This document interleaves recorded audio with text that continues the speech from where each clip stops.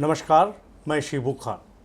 संवाद विद शिबू खान में हम बात करते हैं देश के युवाओं की, हम बात करते हैं समाज के रिफॉर्म्स की, हम बात करते हैं भविष्य के प्लानिंग पर। संवाद विद शिबू खान में आए दिन नए मुद्दे सर्व समाज हित में, देश हित में बराबर ही उठाए जाते हैं।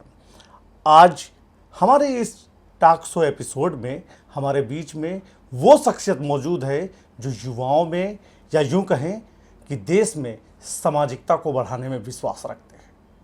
हम बात करेंगे उस घराने की जिनका नाम लेकर के हमें और आपको एक प्राउड यानी गर्व महसूस होता है। हम बात करेंगे राजनीति की उस इबारत की जिसको लेकर के आज भी लोग ऐसी बात करते हैं कि देश में प्रधानमंत्री तो देखे बहुत, लेकिन आप सला देखा। नमस्कार, मैं शिबू खान। संवाद विद शिबू खान में आज हम उस शख्सियत से बात करेंगे जो पूर्व प्रधानमंत्री स्वर्गीय लाल बहादुर शास्त्री जी के घराने से बिलोंग करते हैं। हम बात करेंगे लाल बहादुर शास्त्री जी के ज्येष्ठ पुत्र रहे स्वर्गीय हरिकृष्ण शास्त्री, जो फतेहपुर से सांसद भी रहे एवं केंद्र सरकार में राज्य मंत्री भी रहे। हम बात करेंगे उनके पुत्र विभाकर शास्त्री जी, जो वर्तमान में भारतीय जनता पार्टी के वरिष्ठ नेता हैं। हम बात कर रहे हैं उनके बेटे यानी लाल बहादुर शास्त्री की चौथी पीढ़ी पे हम बात करने जा रहे हैं। उनके बेटे जिनका नाम विराज शास्त्री है, फतेहपुर में इन दिनों सामाजिक सेवाएं या यूं कहें सोशल वर्क में एक्टिव नजर आते हैं। तो स्वागत है सर आपका वीटीवी इंडिया के टॉक शो में। Thank you. सबसे पहले हम आपका परिचय आप ही की जुबानी जानना चाहते हैं, अपना परिचय। तो मैं विराज शास्त्री हूँ, लाल बहादुर शास्त्री मेमोरियल फाउंडेशन का चेयरमैन, और मैं विभाकर, जैसे आपने बोला, विभाकर शास्त्री जी का बेटा हूँ, श्री हरिकृष्ण शास्त्री जी का पोता हूँ और लाल बहादुर शास्त्री जी का परपोता हूँ। तो ये रहा परिचय। जिस तरीके से मैंने बताया, स्वयं आपने सुना कि किस तरीके से विराज शास्त्री ने अपनी विरासत की जानकारी दी है। आइए संवाद में हम बात करेंगे। सबसे पहले बात करेंगे आपके दादा, यानी सबसे पहले हम बात करेंगे स्वर्गीय लाल बहादुर शास्त्री जी से, चूँकि देश लाल बहादुर शास्त्री जी के प्रति आज भी समर्पित भाव नजर रखता है। प्रधानमंत्री तो देश में बहुत सारे हुए हैं, आगे भी होते रहेंगे, लेकिन स्वर्गीय लाल बहादुर शास्त्री जी का नाम हमेशा एक स्वर्णिम अक्षरों में इतिहास में दर्ज था, दर्ज है। मेरा मानना है कि हमेशा ही दर्ज रहेगा। कुछ ऐसी बातें जो आपके घराने से, आपके पर बाबा को लेकर के कुछ ऐसी बातें शेयर करेंगे आप, जिनसे आपको आज के माहौल में बदलाव की नज़र आई है। क्या वो कनेक्शन जोड़ता है जो लाल बहादुर शास्त्री से लेकर आज शास्त्री परिवार फतेहपुर में समाज सेवा के लिए समर्पित भाव रखता है? क्या उनकी चीज़ें जो आपको दिल में बस गई है कि मेरे बाबा ने, मेरे दादा ने या मेरे पिताजी ने ऐसे समाज के लिए काम किया कि मुझे भी जुझारूपन से उतरना चाहिए? तो मैं चाहता हूं कि आप सबसे पहले युवाओं के लिए वो संदेश जरूर दें। नहीं, समाज सेवा उनके सिद्धांत में थे। तो ये कुछ नहीं है कि मतलब हम क्यों कर रहे हैं, क्यों नहीं कर रहे हैं, बस जो उनके सिद्धांत थे उन्हीं को हम आगे बढ़ा रहे हैं। मतलब जो छोटी छोटी बातें होती है घर में कि वो कैसे थे, मतलब आप सोचो कि जब वो बच्चे थे तो उनके घर में लाइट नहीं होती थी, क्योंकि वो बहुत पिछड़े घराने से थे, तो बहुत गरीब परिवार था उनका। तो जब वो बड़े हो रहे थे, पढ़ाई कर रहे थे, तो घर में लाइट नहीं होती थी, बट वो शिक्षा में इतनी इंटरेस्ट रखते थे कि वो बाहर एक पोल की लाइट होती थी तो पूरी रात उस पोल के अंदर वो पढ़ाई करते थे। जब उनको स्कूल जाना था, उनका विद्यालय जो था एक नदी के उस पार था, तो उनके पास पैसे नहीं होते थे कि वो नाव वाले को दे जिससे वो उस पार जाए, तो वो अपना बैग और अपने यूनिफॉर्म वो अपने दोस्त को देते थे और तैर के जाते थे स्कूल। इससे उन्होंने अपनी शिक्षा प्राप्त की। तो यही मैं अपने दिल में लोगों को यही बोलता हूँ कि हर देश में युवाओं जो है उनकी पहली और मेन जो लक्ष्य होना चाहिए वो है अच्छी शिक्षा। शिक्षा से एक आदमी का जो माइंडसेट है वो बढ़ता है। एक जो आपकी सोच होती है वो शिक्षा से ही प्रभावित होकर आगे बढ़ती है। तो हम बात कर रहे हैं 100 साल पहले में भी लाल बहादुर शास्त्री जी में वो एक इच्छा थी पढ़ाई करने की। उस इच्छा को लेके उन्होंने जो प्रयास किए पढ़ाई करने के लिए, उस पढ़ाई से ही वो इस माध्यम प्रधानमंत्री की कुर्सी तक पहुंच सके। तो ऐसे बहुत सारे कहानियां हैं जो लाल बहादुर शास्त्री जी के बताते हैं। मतलब जब वो प्रधानमंत्री थे तो उनके पास गाड़ी लेने के पैसे नहीं थे प्रधानमंत्री होने के नाते, तो उन्होंने फ्री में गाड़ी नहीं ली, उन्होंने लोन लिया बैंक से, पंजाब नेशनल बैंक से एक लोन लिया और फिएट गाड़ी जो उस टाइम होती थी वो गाड़ी खरीदी। और जब उनकी मृत्यु हुई तो पंजाब नेशनल बैंक उनकी पत्नी से, श्री ललिता शास्त्री जी से, पंजाब नेशनल बैंक ने बोला कि हम ये कर्ज जो है आपका माफ़ कर देंगे। तब उन्होंने बोला कि नहीं, आप माफ़ नहीं करेंगे, हम जब तक कर्ज ख़त्म नहीं होता है हम आपको पैसे देते रहेंगे।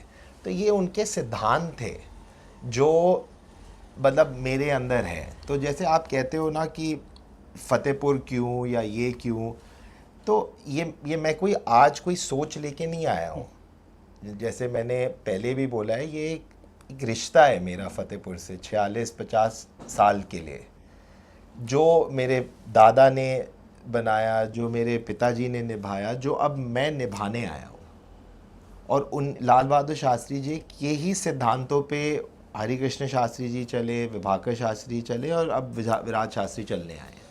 तो जिस तरीके से आपने सुना कि विराज शास्त्री जी ने किस तरीके से बातों को एक्सप्लेन किया, आखिरकार मकसद ये था कि जब हम इन बातों को इतिहास में पढ़ते हैं तो बात दूसरी होती है। जब इतिहास के जो पन्नों में बसे हुए हैं, जब उनका घराना ये बात बताता है तो निश्चित तौर से हमको कहीं ना कहीं एक मोटिवेशनल पूरी तरीके से मिलता है।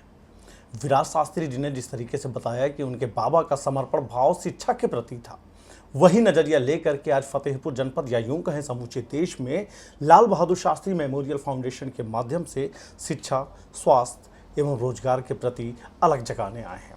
तो शिक्षा, स्वास्थ्य और रोजगार को लेकर के लाल बहादुर शास्त्री मेमोरियल फाउंडेशन के माध्यम से क्या रणनीति है, क्या अब तक काम हुए हैं, भविष्य की प्लानिंग क्या है इसमें? तो इसमें मैं आपके सवाल को मैं 2 भागों में बांटूंगा। ठीक। पहले मैं बात करूंगा योजनाओं की और दूसरी बारे में मैं बात करूंगा डिलीवरी की। तो योजनाएं जो हैं, जैसे आपने बोला, पानी की अभी देश में प्रॉब्लम है। ठीक है, कब ज़मीन का पानी जहरीला हो जाए और कब वो जहरीला पानी हमारे स्वास्थ्य को बिगाड़े या जानलेवा भी हो, हमें नहीं पता। तो आज की तारीख में लगातार 75 से 80% भारतवासी ज़मीन का पानी पीते हैं बिना आरओ। सही। ठीक है, मोदी जी का एक मिशन है घर घर नल, जल जीवन मिशन।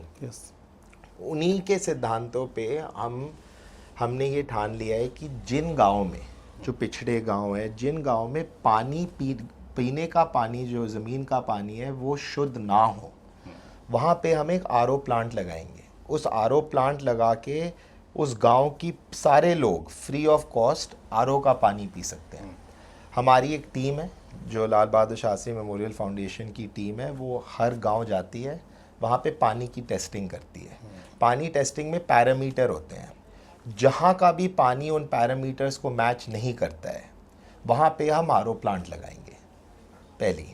दूसरी, मैंने देखा है कि जो अभी भी हमारे पिछड़े गरीब गांव हैं, वहाँ पे स्वास्थ्य की बहुत ज़्यादा दिक्कत है। तो हमने ये डिसाइड किया है कि हम महीने में 2 से 3 हेल्थ कैंप अलग अलग पिछड़े गांव में लगाएंगे। उससे क्या होगा कि जो भी लोग वहाँ पे उस गांव में रह रहे हैं वो free of cost checkup, A grade दवाई, चश्मे और हेयरिंग एड ले सकते हैं। जो हमने पहला कैंप किया था उसमें सिर्फ हमने चेकअप और फ्री ऑफ और दवाई दी थी फ्री ऑफ कॉस्ट। वहाँ पे हमने ये देखा कि लोगों के आई चेकअप तो हो रहे थे और उनको एक पर्ची पे दिया जा रहा था कि आपकी आँखों की पावर ये है।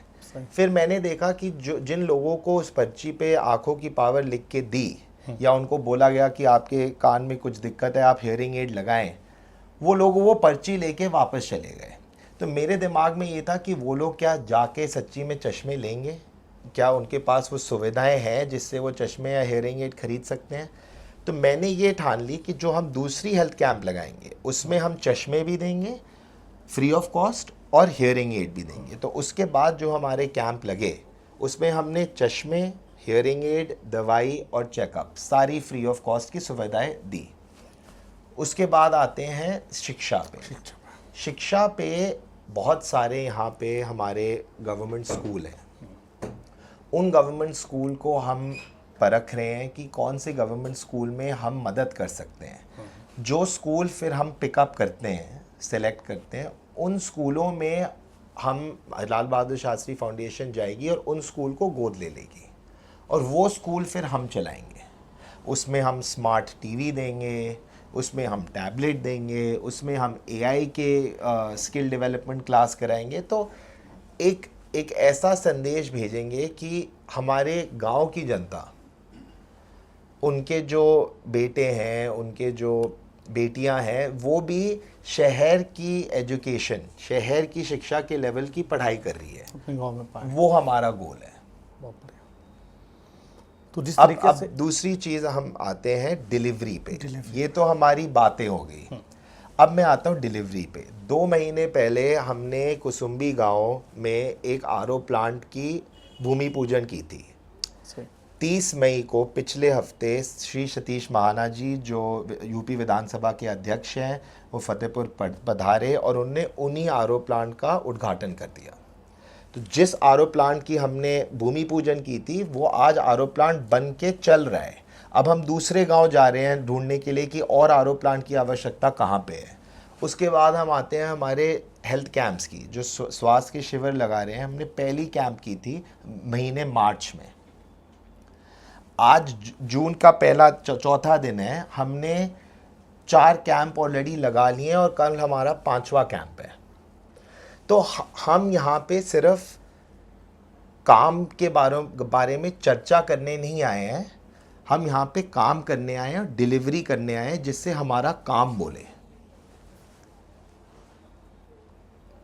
तो जिस तरीके से विराट शास्त्री ने बताया कि किस तरीके से जन सेवा का माध्यम रास्ता चुनते हुए इन्होंने सबसे पहले स्वच्छता पे, जो जल वास्तव में एक ज़मीनी हकीकत है, जल को लेके अपना टारगेट एम बनाया है, उसके बाद एजुकेशन पे फोकस किया है। ये निरंतर जारी रहेगा, ये प्रयास सतत बिल्कुल से प्रयासरत रहेगा। इनका मानना है कि देश में कुछ ऐसी चीज़ें हैं जो मूलभूत होती हैं, जिन्हें सुधारना बेहद ज़रूरी होता है। विराट शास्त्री से हम अगले मुद्दे पे बात करेंगे और कुछ चीज़ें वर्तमान के हालात पे भी हम बात करते हैं। जैसा कि आप जानते हैं कि फतेहपुर से आपका पुराना 46 साल 50 साल का जो रिश्ता है, चूँकि आपने नई दिल्ली से लेकर कैलिफोर्निया तक का सफ़र आपने किया है, चूँकि एजुकेशन आपकी विदेश में हुई है, आपने देश को बहुत नज़दीक से देखा है, किताबों में पढ़ा है, इवन आपका घराने का इतिहास भी अपने आप में बोलता है, जिससे आपने बहुत कुछ सीखा और जाना होगा। तो जब आप फतेहपुर आते हैं या फतेहपुर जब घरों में चर्चा करते हैं, तो क्या महसूस होता है कि जो उम्मीद आपके बाबा स्वर्गीय हरिकृष्ण शास्त्री जी ने फतेहपुर के लिए की थी, अपने समय में उन्होंने प्रयास किया था, क्या वो आज पूरा नज़र आ रहा है या उसमें कुछ खामियां हो? विराट शास्त्री उसको लेकर के क्या चिंतित है? देखो, मैं चिंतित तो बहुत हूँ, क्योंकि आज यहाँ आके बुरा लगता है कि देश और विदेश कहाँ से कहाँ पहुँच गया। लोग चंद्रमा तक पहुँच गए, मतलब देश और विदेश की विकास इतने स्तर पे हुई, बट फतेहपुर वही 1980 का फतेहपुर ही रह गया जी। और इससे दिल में जो है दर्द होता है। बट मुझे अब ये लगता है कि फतेहपुर का समय आ गया है। मतलब मैं थक गया हूँ कि ये सुन के कि जब उत्तर प्रदेश के जिलों की लिस्ट निकलती है तो फतेहपुर एक पिछड़े ज़िले में आता है। बिल्कुल ठीक है। आज हमारे जो बगल के ज़िले हैं, कानपुर ले लो, इलाहाबाद ले लो, वहाँ पे एयरपोर्ट बन गए, मॉल बन गए, इंफ्रास्ट्रक्चर आगे चला गया। आज फतेहपुर के जो नौजवान हैं वो कानपुर जाते हैं रोज़गार ढूंढने, वो इलाहाबाद जाते हैं रोज़गार ढूंढने, क्योंकि फतेहपुर में उद्योग बन ही नहीं पाया। नहीं बन पा रहा। उसका एक रीज़न होगा, या तो फतेहपुर के जो जनप्रतिनिधि नहीं, या तो फतेहपुर के जो चुने हुए नेता थे, उनके दिमाग में ये एक विकसित फतेहपुर का या तो सोच नहीं थी या दृष्टि नहीं थी कि उन्होंने उद्योग बढ़ाया। मेरे दिमाग में ये है कि हम अपने फाउंडेशन के माध्यम से जो फतेहपुर की जनता है, उनको हम, जैसे आपने बोला, स्वास्थ्य में मदद करें, ऐसे ही रोज़गार में मदद करें, ऐसे ही हम उनकी सोच बढ़ाने में, शिक्षा के माध्यम से सोच उनकी बढ़ाएं, जिससे लोगों को ये लगे कि यार हम यहाँ पे उद्योग कर सकते हैं, यहाँ पे ही वो लोग अपना बिजनेस शुरू करें, अपने माँ बाप के साथ रहें। हमने ये तो कभी नहीं सुना है कि कानपुर से लोग फतेहपुर में उद्योग रोज़गार ढूंढने आते हैं या प्रयागराज से लोग फतेहपुर रोज़गार ढूंढने आते हैं। तो अब मुझे लगता है कि फतेहपुर का समय आ गया है और हम सब पूरा फतेहपुर मिल के इकट्ठा एक सोच को मजबूती से ठान लेनी चाहिए कि अब हम फतेहपुर को एक विकसित पथ पे लाएंगे और अगले कुछ सालों में फतेहपुर का जो नाम है वो उत्तर प्रदेश के विकसित ज़िलों में की लिस्ट में आएगा। और देखो, रास्ता मुश्किल है बट मंजिल साफ है, तो उस रास्ते पे लोगों को चलना चाहिए और ये सब इकट्ठा ही हो पाएगा। सारे लोग फतेहपुर के सारे जो लोग हैं वो एकजुट हुए और ये ठान ले कि हमें फतेहपुर को एक विकसित ज़िला बनाना है, कोई नहीं रोक पाएगा। तो आपने सुना कि जिस तरीके से विराट शास्त्री की पीड़ा सामने आई है कि फतेहपुर आज भी विकसित नहीं है, इसमें कहीं ना कहीं दोष हमारे जनप्रतिनिधियों का ही रहा है। फतेहपुर जनपद की अगर बात करें तो सामान्य से सांसद से लेकर के प्रधानमंत्री तक का सफ़र इन्होंने तय कराया है। फतेहपुर वासियों ने बेहद ही तरीके से जनप्रतिनिधि तो चुनते हैं, हर बार चुने जाते हैं, चुने जाते रहेंगे, लेकिन वास्तव में फतेहपुर को जनप्रतिनिधियों का लाभ मिला है या नहीं मिला है, ये सवाल खुद में अपने आप में फतेहपुर वासियों से है। जिस तरीके से विराट शास्त्री ने बताया कि लाल बहादुर शास्त्री जी के नाम पे अब समाज सेवा का रास्ता अग्रसर होता जा रहा है, इस पे वर्क होना शुरू हो गया है, निश्चित तौर से उसका असर भी फतेहपुर जनपद में दिखाई देने लगा है। युवाओं में भी सोच बदलने लगी है, बड़े बूढ़े बुजुर्गों में भी चर्चा आम सी हो गई है कि फतेहपुर में अब शास्त्री घराने से ज़मीनी हकीकत पे काम होना शुरू हुआ है। वो दौर एक था जब 84 और 86 के टाइम का था, जब स्वर्गीय हरिकृष्ण शास्त्री जी फतेहपुर से सांसद चुन करके केंद्र में मंत्री हुआ करते थे। तब का चाहे वो औद्योगिक क्षेत्र समझ लीजिए या फतेहपुर को हरित क्रांति में लाने वाले वो नेता, उसके बाद फतेहपुर बिल्कुल से शून्य से होता गया। सांसद आते ही रहें, जाते रहें, लेकिन फतेहपुर जस का तस बना रहा। लेकिन भविष्य में युवाओं को उम्मीद सी दिखने लग गई है। अब एक चर्चा आम तौर पे करेंगे। इन दिनों समाज सेवा या यूं कहें समाज में रिफॉर्म्स करने के लिए एक कॉकरोच जनता पार्टी आई है, क्या व्यूज़ हैं आपको उसको लेकर? देखो, मतलब लोगों, अब सोशल मीडिया तो है ही जी, तो जो प्लेटफॉर्म सबके लिए उपलब्धित है वो लोग उस पर जा सकते हैं, वो लोग अपने वहाँ पे बात रख सकते हैं।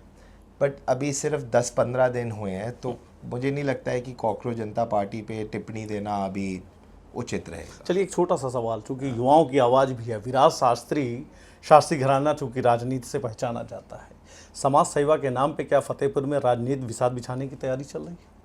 नहीं, जैसे मैंने अपने भाषण में भी बोला था पिछले हफ्ते जब महाना जी आए थे कि मैं यहाँ सिर्फ और सिर्फ समाज सेवा का काम करने आया हूँ। आज अगर आप हमारे हेल्थ कैंप में आए या अगर आप हमारे आरओ प्लांट के उद्घाटन में आए थे तो आपने देखा होगा वहाँ पे किसी पार्टी का चिन्ह नहीं था। सही, हम सिर्फ और सिर्फ यहाँ पे लोगों की सेवा करने आए हैं। मेरे लिए, जैसे मैंने बोला था, ये मैं कोई यहाँ पे नया व्यक्ति नहीं हूँ। आप लोगों के लिए हो सकता है कि मैं नया हूँ, बट मेरे दिल में फतेहपुर मेरा परिवार है और एक 46 साल का रिश्ता जो है मैं निभाने आया हूँ। और बुरा मुझे इस बात का लगता है कि अभी भी कुछ लोग सुनने में आए कि कुछ लोग जो हैं वो परेशान हैं मेरे ये समाज सेवा के कार्यों से। बिल्कुल। और उनको मैं स्पष्ट कहना चाह रहा हूँ कि मैं सिर्फ और सिर्फ यहाँ पे लाल बहादुर शास्त्री मेमोरियल फाउंडेशन के माध्यम से जन सेवक के रूप में जन सेवा करने आया हूँ।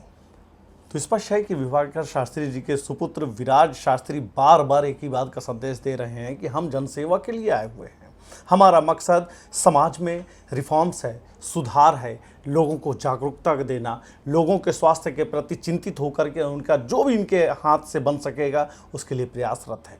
राजनीतिक विकल्प भविष्य में जनता तय करेगी। ये शास्त्री घराने ने हमेशा से ही देश का नाम बढ़ाने का काम किया है। निश्चित तौर से राजनीति तो होनी तय है, लेकिन जनता जनार्दन के हाथों में होना है। तो कुछ हम लोग अब बात करेंगे रैपिड फायर को लेकर के। आप युवा हैं, आपसे युवाओं को बहुत सारी अपेक्षा है, तो मैं जानना चाहता हूँ विराट शास्त्री का देश का आइडियल लीडर कौन है? नरेंद्र मोदी। अरे लाल बहादुर शास्त्री जी के बहुत सारे ऐसे कारनामे हैं, ऐसी कौन सी चीज़ आपको सबसे बेस्ट लगी है जो वास्तव में जनता तक या नहीं पहुंची है या पहुंची भी है तो सही मायने में उसे पता नहीं है? उनका एक नारा, जय जवान जय किसान। जय जवान जय किसान तो शायद मुझको लगता है हर युवा, हर वर्ग के लोगों पे होता है, क्योंकि वो छाप ही ऐसी है। देश को आप किस नज़रिए से देख रहे हैं? विकसित पथ पे। फतेहपुर जनपद वास्तव में अति पिछड़ा जनपद है, क्या चाहेंगे कि किस श्रेणी में यह जनपद को जाना चाहिए? जहां देश जा रहे हैं। उत्तर प्रदेश के हालात भी शायद आपसे छुपे नहीं हैं, आपके नज़रिए से वर्तमान में हालात क्या हैं और भविष्य में क्या देखना चाहते हैं? वर्तमान में उत्तर प्रदेश के जो हालात है वो उत्तर प्रदेश जैसा था और जैसा अब है उसमें ज़मीन आसमान का अंतर है। आज उत्तर प्रदेश जो है वो एक विकसित राज्यों के लिस्ट में आता है। पहले उत्तर प्रदेश एक पिछड़े राज्य के लिस्ट में आता था, और मुझे लगता है कि भविष्य में उत्तर प्रदेश का विकास योगी जी के नेतृत्व में और भी आगे बढ़ेगा। 2027 पे क्या आपका आकलन है? भाजपा रिपीट होगी योगी जी के नेतृत्व में, मोदी जी के नेतृत्व में। युवाओं को क्या संदेश देना चाहेंगे? शिक्षा पे ध्यान दीजिए, रोज़गार पे ध्यान दीजिए, और जितना भी आप लोगों की सेवा कर सकते हैं, आपने किसी के बगल वाले की मदद कर दी या दोस्त की मदद कर दी, भगवान आपका भला करेगा। देश में जय जवान जय किसान का नारा तो हर कोई समय समय पे लगाता ही रहा है। मैं चाहता हूँ हमारे स्टूडियो, हमारे इस मंच के माध्यम से आप एक बार वो नारा लगा के युवाओं के प्रति एक समर्पण भाव दिखाएं। जय जवान जय किसान। तो शानदार तरीके से हमारे साथ संवाद शिबू खान में ये थे विराज शास्त्री जी, जो चेयरमैन हैं लाल बहादुर शास्त्री मेमोरियल फाउंडेशन के। इस फाउंडेशन के माध्यम से समाज सेवा, जन सेवा का कार्य लगातार किया जा रहा है। जिस तरीके से संवाद में विराज शास्त्री ने स्पष्ट किया है कि राजनीति उनका मकसद नहीं है, बल्कि समाज सेवा ही मकसद है। जैसा आपको बताया कि संवाद शिबू खान में हम उनको जगह देते हैं जिनमें है टैलेंट, जिनमें है देश, जनपद या प्रदेश के समर्पण भाव की तस्वीरें, जिनमें लगता है कि देश को सही रास्ते पर ले जाने का है प्लान। तो हम आमंत्रित करते हैं ऐसे सदस्य को हमारे साथ आए और देश हित में अपने विचार जरूर साझा करें। एक बार पुनः आप सभी का बहुत बहुत स्वागत, आभार। नेक्स्ट एपिसोड में मिलते हैं एक नई हस्ती के साथ। जब तक देखते रहिए VTV इंडिया संवाद शिबू खान।